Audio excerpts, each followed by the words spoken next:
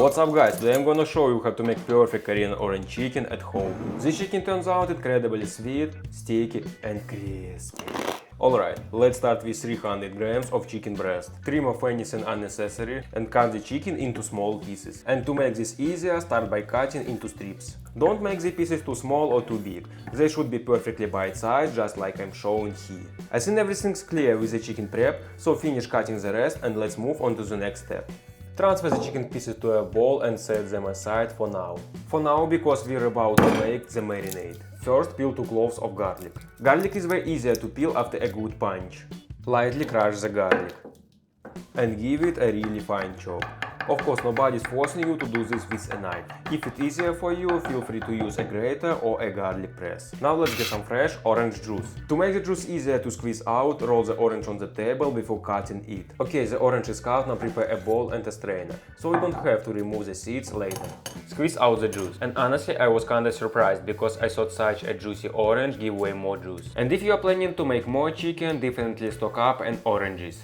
Use a spoon to squeeze the remaining juice out of the pulp. Just so you know, an orange like this gave me about 100 ml of fresh juice, which would be enough for this amount of chicken. Now let's move on to marinating the chicken. Add 1 teaspoon of salt, half a teaspoon of black pepper and 2 tablespoons of orange juice. And of course, don't forget the garlic. Mix everything together really well. Then cover the chicken and let it marinate in the fridge for at least 30 minutes. While the chicken is marinating, let's work on the orange glaze. Add 70 ml of orange juice to a bowl. Now add 2 tablespoons of soy sauce. Next add 1 teaspoon of chili powder for a little heat, half a teaspoon of ginger powder, 50 grams of brown sugar, 4 tablespoons of rice vinegar, and finally add 1 tablespoon of honey. And I'll add one secret ingredient a little later. Mix the glaze really well until the sugar and honey fully dissolve. Set the glaze aside for now, and while we still have some time, let's make the batter for the chicken. To 50 grams of rice flour, add 25 grams each of cornstarch and regular flour. Pour in 90 ml of water and mix everything really well. And say hi to Gandalf in the comments. Your batter should look something like this.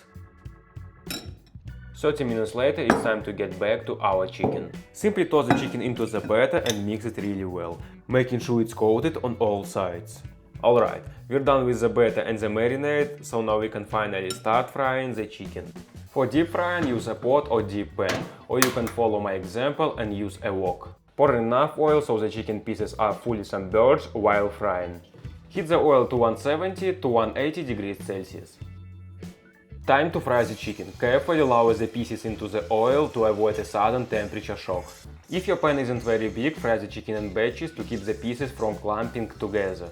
But even then, make sure the chicken pieces don't stick together. And if it needed, help the pieces separate. You didn't put them in the pan just so they could cuddle together. For the first stage, fry the chicken for about 4 to 5 minutes. At this stage, we're not trying to get a golden crust yet. We're slightly undercooking the chicken, and I'll explain why a little later. Now take the chicken out and place it on a wire rack. Let it rest for about 2-3 minutes. Once the chicken has rested, transfer it back into the oil. And finally, fry the chicken for another 2-3 minutes until golden and crispy.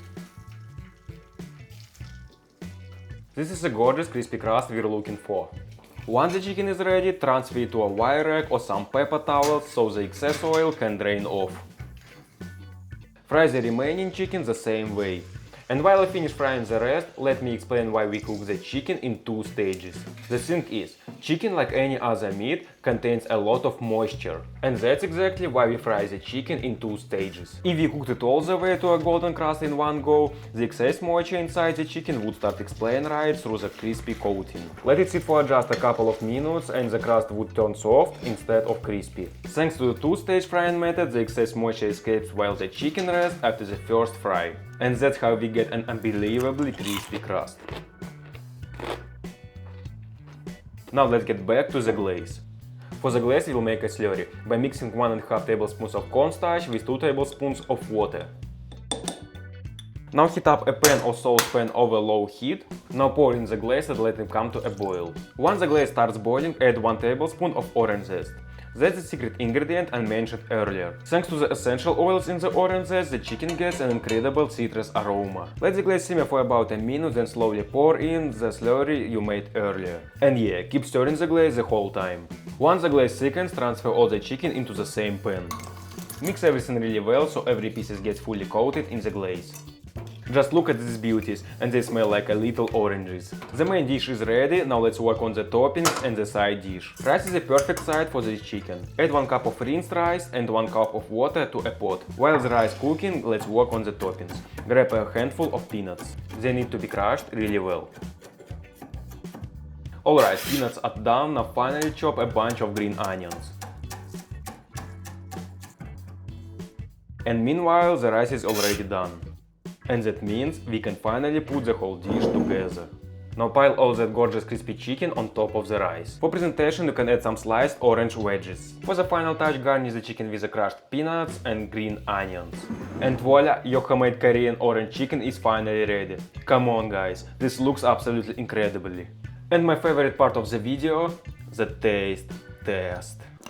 Wish me a good appetite in the comments. First bite.